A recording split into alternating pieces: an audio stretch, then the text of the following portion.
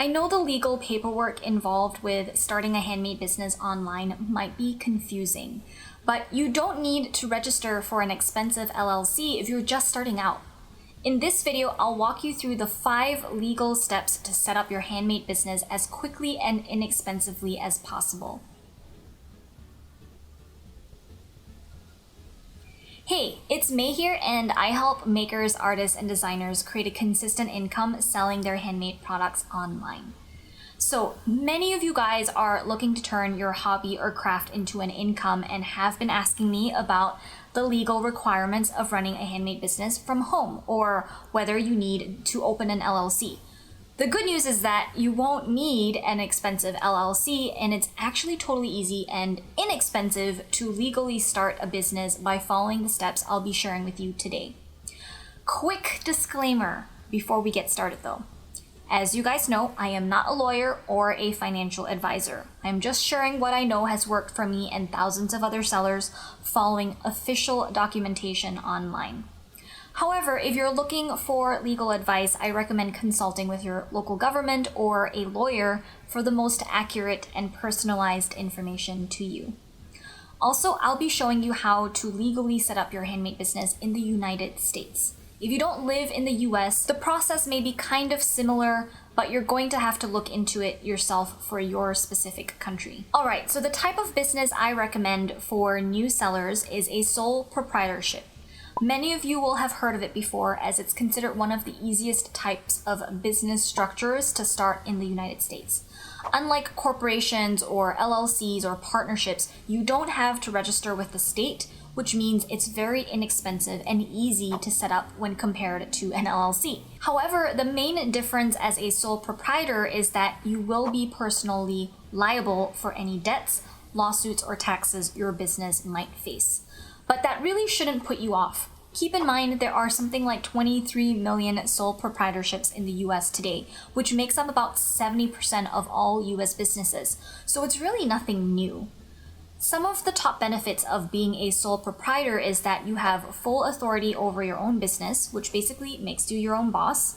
They're also incredibly easy to set up, and compared to an LLC, which can cost $1,000 just to get registered, sole proprietorships are practically free to start, except for a few other separate fees we'll get into later on in this video.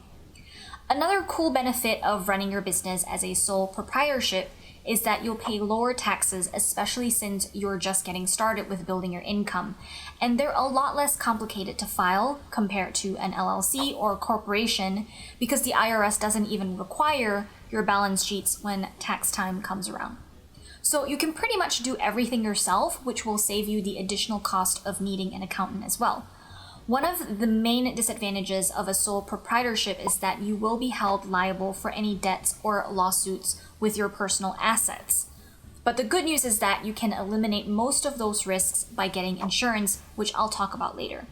Another thing to consider is that you may have some trouble raising startup capital because many banks require businesses to incorporate before they'll lend them any money. But for most of you guys, that shouldn't be an issue right now. I think the pros of starting out as a sole proprietorship far outweigh the cons.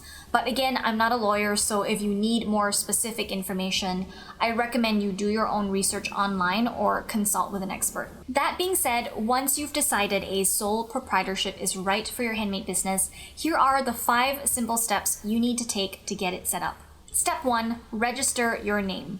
The good news about a sole proprietorship is that you won't need to spend any money on formally incorporating your business, which can save you a few $1,000s, but you'll probably need to register your business name.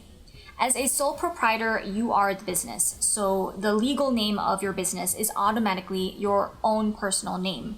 But if you decide to use your full name as the brand, or at least include it in your business name, then you may not need to register.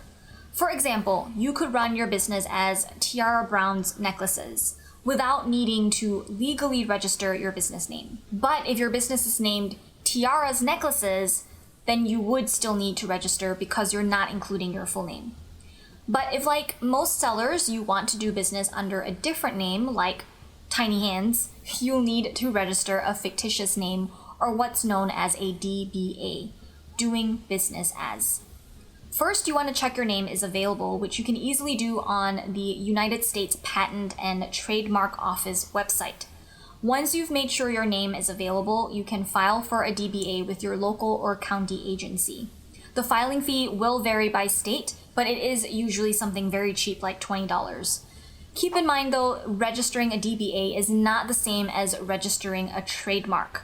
We're just checking online to make sure your name is available and not being used by other businesses.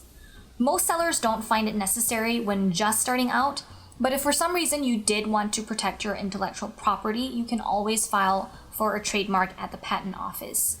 But keep in mind it is not legally necessary and can be pretty pricey for new sellers. I don't recommend patenting to 99% of sellers.